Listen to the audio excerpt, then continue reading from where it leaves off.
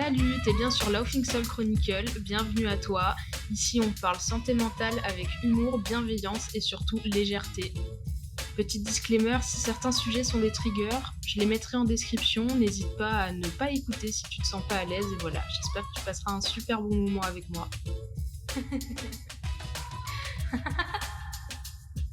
Salut à toi, salut à tous et bienvenue dans un nouvel épisode de Laughing Soul Chronicle. J'en ai parlé plusieurs fois dans les podcasts sans vraiment trop rentrer dans les détails. C'est quelque chose d'hyper important dans ma vie et ça a tendance aussi à régir un peu ma vie, entre guillemets. C'est l'amitié. Alors l'amitié, elle a eu différentes formes dans ma vie, des très belles comme des toxiques. Il y a eu aussi du deuil amical qui en soi, ça c'est quelque chose que j'aimerais banaliser dès le départ parce que souvent j'ai l'impression que les gens ils s'en rendent pas assez compte entre guillemets. Le deuil amical, il peut être plus difficile que le deuil d'une personne qui vient de décéder. Ça, c'est une réalité, il faut vraiment le comprendre. Et c'est pas une honte, c'est pas une honte de traverser toutes les étapes du deuil comme si on passait les étapes d'un deuil d'une personne proche. Donc souvent, on pense à la famille ou même une personne vraiment proche de votre cercle qui s'en irait du jour au lendemain. Le deuil amical est difficile, surtout quand on prend en compte le fait que généralement, la personne avec qui vous arrêtez d'être amis finalement, vous êtes amené à la croiser, vous êtes amené à la voir et passer du jour au lendemain de personnes très proches à personnes totalement inconnues, c'est très difficile à vivre. Alors du coup, l'amitié, pour moi, plus jeune, elle n'avait pas une place aussi importante qu'elle a aujourd'hui. La première chose qu'il faut savoir, c'est que mon père, il avait un travail qui faisait qu'il était amené à souvent bouger. Il a fait de son mieux pour qu'on n'ait pas autant à bouger. Il est resté 14 ans au même endroit, il me semble. En tout cas, jusqu'à que mon frère et moi, on quitte la maison familiale et ça nous a pas tant perturbé justement de pouvoir rester à un endroit T. Mais la première fois qu'on a vraiment déménagé, c'était en 2004 et j'avais 7 ans. Donc en fait, on a déménagé quand j'étais au milieu du primaire. C'est quelque chose dont on ne parle pas vraiment quand on est enfant de parents qui sont amenés à déménager plusieurs fois. C'est qu'arriver en plein milieu d'un cursus scolaire, c'est très difficile. Je sais plus à quelle classe on est quand on a 7 ans.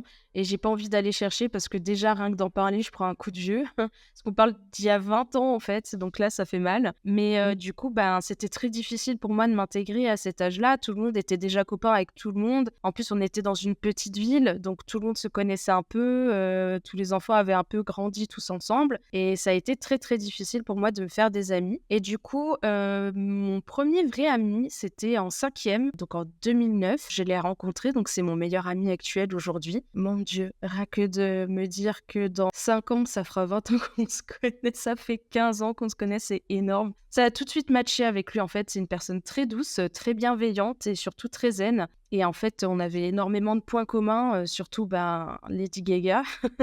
Avec lui, ouais, ça a matché direct et en fait, c'est lui un peu qui m'a donné, entre guillemets, le vrai sens de ce qu'est l'amitié, en fait. Une personne sur qui on peut compter, avec qui on discute, avec qui on passe des bons moments. C'est très vite devenu mon meilleur ami et depuis, on s'est jamais quittés. Et honnêtement, à part lui au collège, j'avais 2-3 autres amis, mais c'est tout. J'étais pas forcément très populaire au collège, j'avais pas énormément d'amis non plus au collège. En soi, ça m'allait très bien. Arrivé en 4e, 3e, c'est là où j'ai commencé à en avoir de plus en plus. Mais c'est aussi là où j'ai commencé à être stressée par rapport aux relations que j'avais avec les gens. En fait, il y a quelque chose, entre guillemets, qui est ressorti de tout ça, c'est que j'avais envie de plaire à absolument tout le monde. Ce qui en soi est une très mauvaise chose, parce que plaire à tout le monde, c'est pas possible et de toute façon, ça amène à pas grand-chose en soi. Donc j'avais tendance à plus être trop moi-même et forcément pas trop en accord aussi avec qui j'étais. C'est aussi le moment où je passe un peu cette passe que tout le monde, je pense, a connu de machin aime pas machine, donc du coup je parle plus à machine, mais en vrai j'aime bien aussi machine, donc en secret je lui parle, mais j'en parle pas à machin.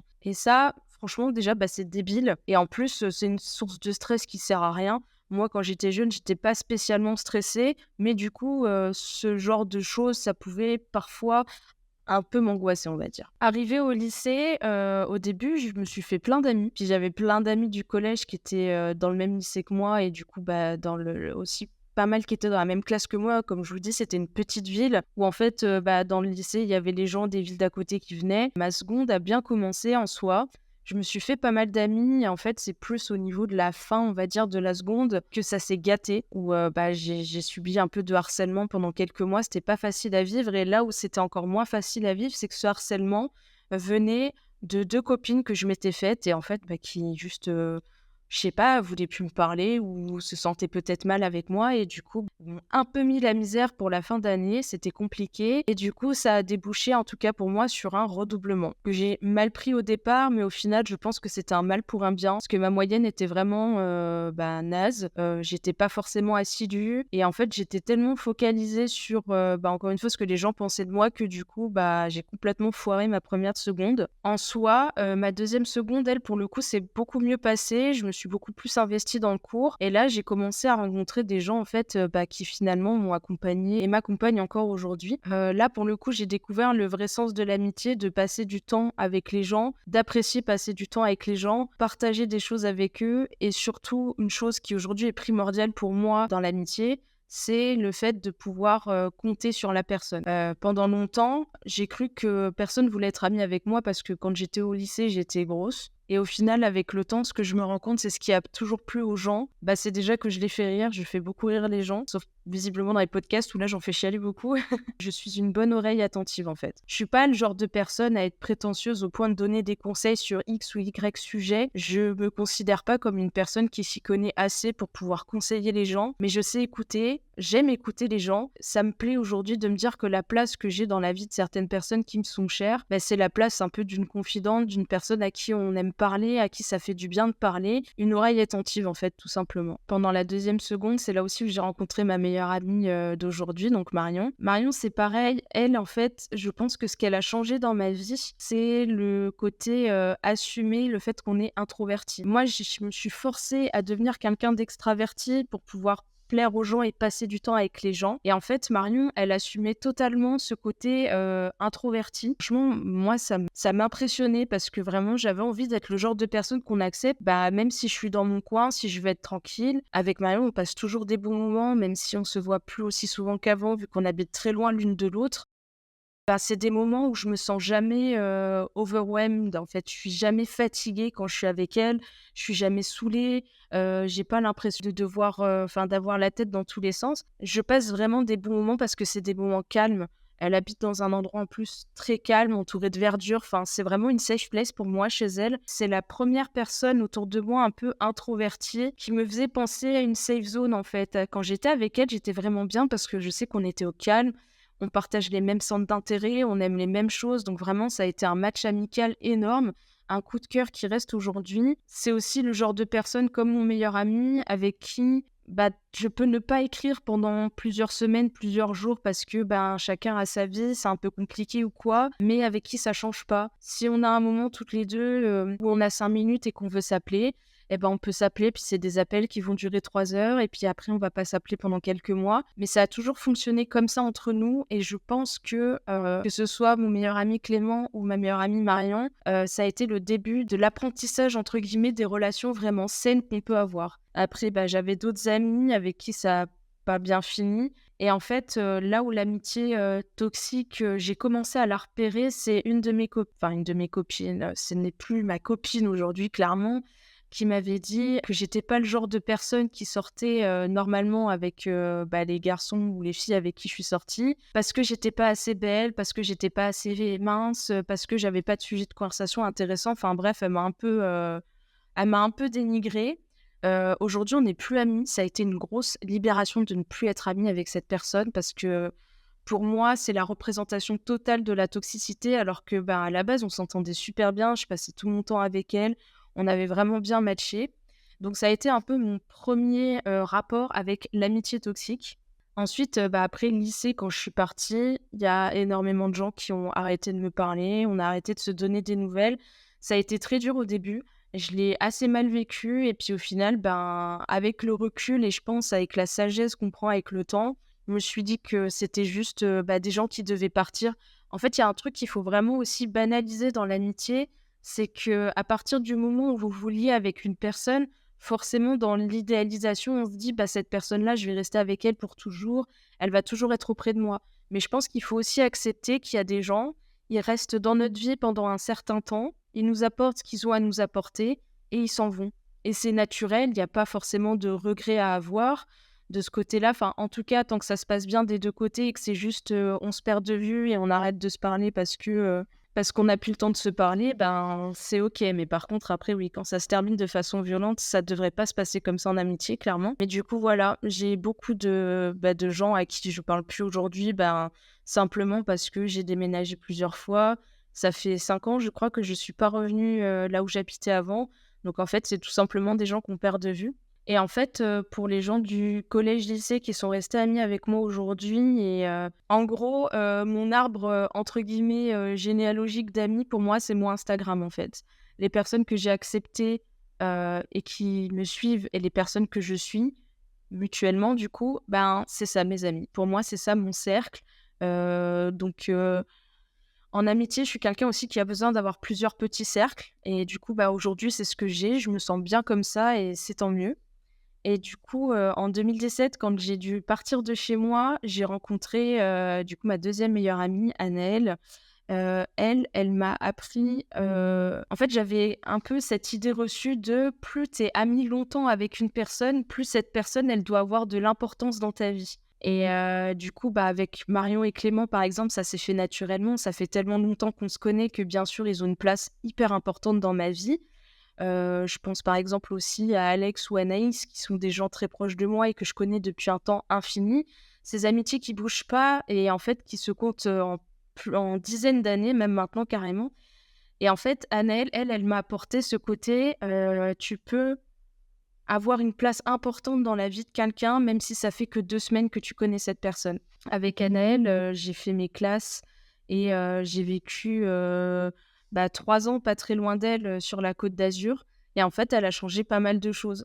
Elle a changé le rapport que j'avais à moi-même, le rapport que j'avais aux autres aussi, le self love. C'est vraiment Anaëlle qui m'a apporté énormément sur le self love. Je pense qu'aujourd'hui, elle s'en rend pas très compte et c'est normal parce qu'en soi, je crois que j'en avais jamais trop parlé. Mais elle m'a vraiment apporté le self-love et du coup, cette impression qu'à chaque fois que je suis avec elle, je suis pas seulement avec une amie, mais aussi avec une sœur. Et en très peu de temps, elle a pris une place gigantesque dans ma vie. Et en fait, c'est une des premières amitiés hors, collège-lycée, donc que je me faisais moi-même, juste en rencontrant des gens et en parlant comme ça. C'est une des premières amitiés, en fait, où, il y a un échange et il y a un équilibre, en fait. C'est-à-dire qu'il y a pas une personne qui aime plus que l'autre. Donc j'avais déjà ça avec, le peu de copains qui me restent aujourd'hui, qui fait encore partie de mon cercle. Mais Anaëlle, c'était autre chose, en fait. C'était vraiment, un équilibre, en fait. Elle m'a apporté un équilibre, elle m'a apporté un soutien et on se l'est apporté mutuellement. Et Anaëlle, c'est pareil, c'est une personne, qui parle pas tant, qui est un peu introvertie, je pense aussi et c'est la première personne à qui je me suis dévoilée, en fait, librement, à qui j'ai pu avouer toutes les choses un peu dramatiques de ma vie et à qui, en fait, je peux parler, absolument naturellement, sans problème, sans me mettre de barrière, rien du tout et je pense que pour elle, c'est aussi la même chose aujourd'hui. On a vraiment un lien très fort toutes les 2. Je pense un lien impérissable avec les années qui grandit. La seule, chose un peu tragique qu'il y a dans notre amitié, c'est que, bah, on habite très loin l'une de l'autre et j'ai entre guillemets «de temps en temps» ce besoin d'être pas loin d'elle pour, la prendre dans mes bras ou passer du temps avec elle. C'est très difficile dans les moments durs de me sentir, aussi loin d'elle, mais en tout cas, je sais qu'aujourd'hui, peu importe, le temps, peu importe, quoi que ce soit, même des petites disputes ou rien, on restera toujours amis et en fait, c'est vraiment, une sécurité et du coup, elle m'a apporté aussi David, son meilleur ami, donc on formait un petit trio tous les 2 et c'est aussi là que j'ai compris que je me sentais toujours bien dans les trios, vraiment dans un trio très fusionnel comme ça. À chaque fois qu'on se voit, il y a rien qui change. Quand on se téléphone, il y a rien qui change. Enfin vraiment, c'est aujourd'hui une des plus belles amitiés que je vis et que je suis heureuse de vivre surtout. Après, plus tard, j'ai rencontré d'autres amis en rapport avec le travail aussi, et pareil, on est rentré dans un truc très fusionnel, donc je pense, à Sandrine et Marine forcément, qui m'ont apporté aussi, beaucoup de choses, beaucoup de remises en question sur l'amitié aussi et la sagesse avec le temps au niveau de l'amitié, de comment on veut être entouré. Et en fait, elles m'ont aussi fait me rendre compte de ce qu'on était capable de faire pour l'autre. Je pense par exemple à Sandrine, avec qui j'étais pour l'accouchement de son premier enfant. Je l'ai vraiment accompagné à ce moment-là et pour moi, ça reste un souvenir vraiment impérissable, absolument magnifique, de me dire que j'avais été là pour elle et qu'on sera à tout jamais, en fait, liés par, cet événement-là. Après, plus tard, en commençant Afterlife, j'ai rencontré d'autres personnes, du coup. Sur le peu de personnes que j'ai rencontrées, avec qui je reste proche aujourd'hui, ben, on a Simon, qui m'a aussi fait rencontrer, Elliot et Axel. La particularité avec Simon, déjà, c'est qu'il est plus jeune que moi et lui, pour le coup, c'est quelqu'un de très extraverti. C'est quelqu'un qui a besoin de voir du monde, de très énergique et lui, ce que j'ai aimé dans cette amitié-là, c'est qu'il m'a apporté une autre vision sur la vie. Il m'a poussé à me remettre en question sur pas mal de choses dont je m'étais jamais remis en question et lui aussi s'est remis en question sur certaines choses, une fois qu'on avait fait son témoignage et je sais qu'aujourd'hui, ça restera toujours, un ami très, très précieux pour moi parce qu'il représente, il a en fait cette représentation, que ce soit lui, Elliot ou Axel, vraiment de cette jeunesse un peu faux-folle et de cette non-prise de tête, en fait. Quand je suis avec eux, vraiment, je me prends jamais la tête, je rigole à m'en faire mal au ventre. Il y a une légèreté, en fait. Il y a une légèreté, j'ai pas envie de me prendre au sérieux avec eux et je sais que c'est pas du tout des moments qui me fatiguent quand je suis avec eux. Vraiment, c'est génial. En fait, je pense que ce qui me faisait aussi peur avec le temps et surtout l'amitié, c'était, de revenir à un stade où, comme au lycée, je m'entourais trop, pas forcément de personnes de qualité et du coup, ça aurait fini, heu, par me faire un gros micmac de personnes avec qui je suis pas forcément proche, mais dont je me force, en fait, à être proche pour pouvoir, dire, «J'ai tant d'amis, je connais telle personne», Il y a une valeur aussi à se dire, ça c'était surtout au lycée parce qu'après, quand on s'en va du lycée, clairement on commence à faire sa vie, de se sentir, populaire. Ça, c'est quelque chose que j'ai jamais trop compris. Apparemment, je l'ai été quand je reparle à certaines copines, mais la popularité pour moi, c'est pas une, bonne chose en soi. Parce que moi, je vais être le genre de personne aujourd'hui et même avant, je pense, à privilégier la qualité plutôt que la quantité. Ça sert à rien d'avoir 100 amis si sur les 100, il y en a que 2 sur qui tu peux vraiment compter. Et puis du coup, après on arrive aux dernières, amitiés, en date et du coup les personnes avec qui forcément je passe tout mon temps. Donc ça, c'est un tronc assez important, dans ma vie, amicale, on va dire. Dans le sens où, c'est des gens que j'ai laissés rentrer dans ma vie à un moment où, j'étais au plus mal. J'allais clairement pas bien, ça se lisait sur mon visage et en fait, c'est des gens avec qui j'ai pu tout exposer sans aucune difficulté. Mais quand je dis sans aucune difficulté, c'est encore aujourd'hui. Si j'ai un problème ou quoi, je leur écris et vraiment ça sort comme ça.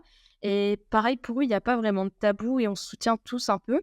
Donc c'est des gens que j'ai rencontrés, via, mon club de roller et en quelque temps, pareil, c'est devenu, des gens tellement importants, je dirais même primordiaux à ma vie en fait, il symbolise aussi, le fait que, avec mon travail, j'ai beaucoup à déménager.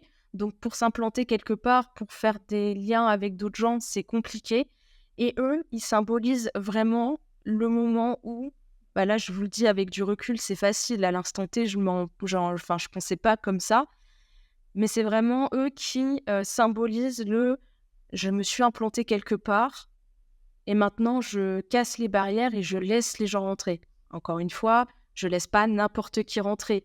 Mais du coup, je me suis un peu plus libérée et il y a plus de facilité, en fait, à me lier et à me rapprocher de ces gens et à ce qu'ils prennent une place aussi importante dans ma vie parce que c'est des gens qui font carrément partie de mon quotidien, en fait. Je pense qu'il y a pas une semaine où on se voit pas, honnêtement et du coup, là, ça symbolise aussi une amitié très, très, soudée et très, très importante à mon cœur parce que au delà d'être juste des gens que je vois tous les jours, c'est des gens qui m'ont soutenue, qui m'ont aidée à grandir et qui m'ont aidée à changer aussi en mieux, à redevenir moi-même aussi sur certains points parce que je pense que je m'étais perdue au fil du temps à vouloir toujours plaire aux gens, notamment dans mon travail et au final, c'est des gens qui vraiment, me l'ont pas dit comme ça, mais genre, «Je t'accepte comme tu es, sois comme tu es et voilà» et je passe des bons moments avec eux. C'est pareil, c'est léger, je me sens jamais fatiguée quand je suis avec eux, je me sens jamais blasée.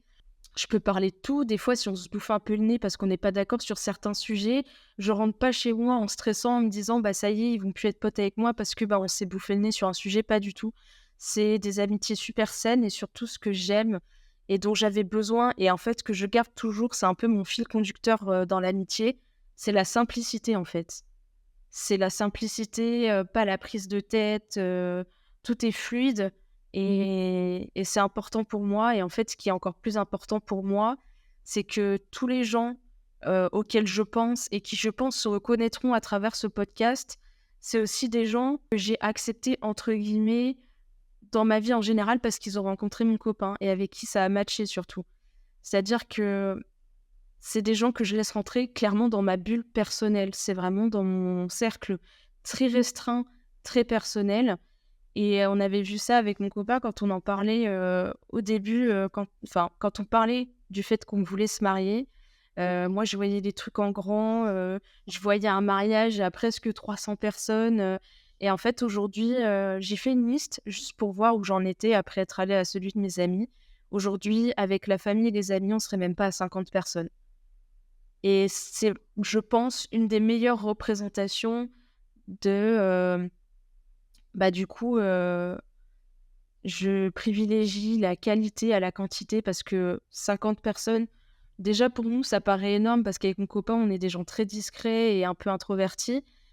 Mais surtout, ça symbolise aussi le fait que, ben, quand célébrera cette journée, en fait, quand on célébrera cette journée avec les gens qu'on aime réellement et avec qui on sait qu'on va faire un long chemin dans la vie. Voilà. Et après, pour finir ce podcast sur un sujet un peu moins drôle, j'aimerais qu'on parle du deuil amical. Moi, j'ai eu à le vivre honnêtement qu'une seule fois.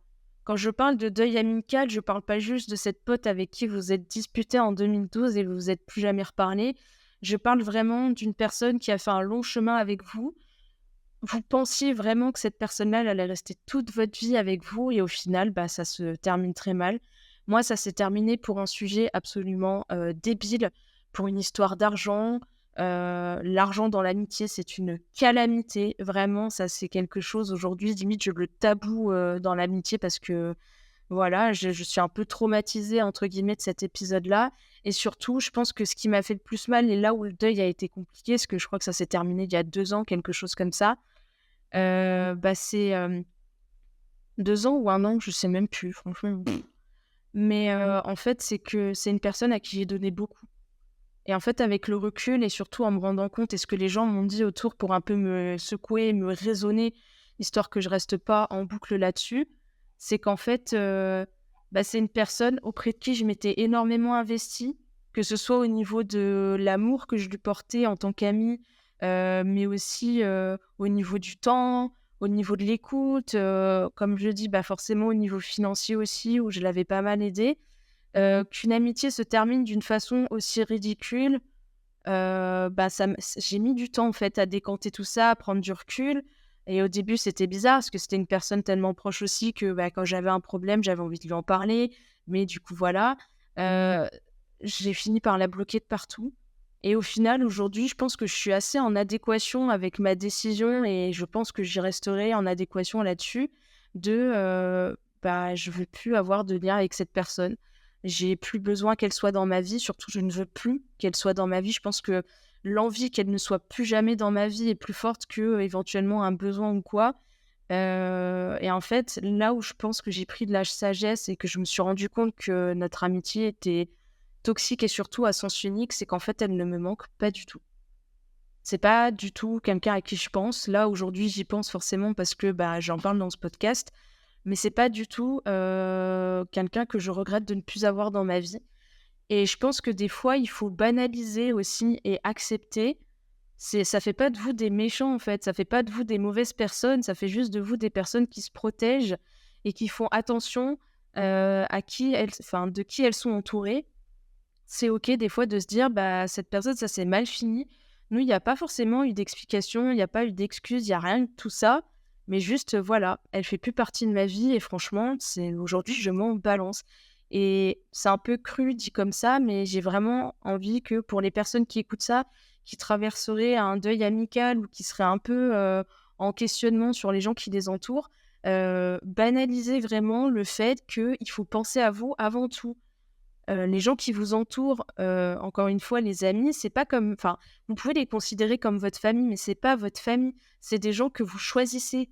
Donc encore une fois, quand on dit qu'on choisit quelque chose, c'est quelque chose qui part de nous. Donc il faut accepter des fois le fait de mettre fin à des relations, toxiques en fait ou des relations qui ne vous conviennent plus, des relations avec qui vous êtes plus en adéquation.